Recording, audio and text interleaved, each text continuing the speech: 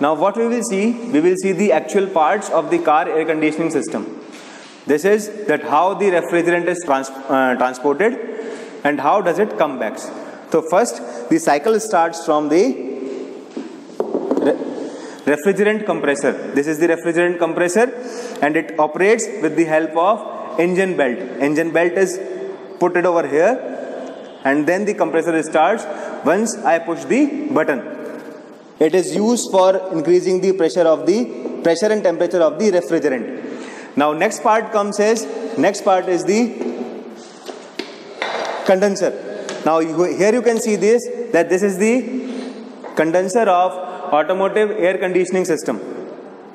At the back side, now for what it is used to lower the temperature of the refrigerant which is coming from the compressor. At the back side of it, you can see that there is a cooling fan which is used to cool the refrigerant, and then you can see a bottle. A bottle is being placed over here. This bottle is known as receiver dryer. For what receiver dryer is used? To stop the impurities to go into the evaporation chamber. Now these are the hoses which are used for the transportation of refrigerant.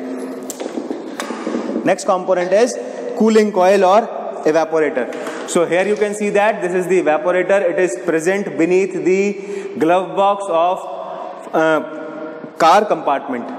At the back side of it, you can see that there is a metering device which is known as thermal expansion valve. So this is the thermal expansion valve. We have already discussed the functioning of thermal expansion valve in our morning session.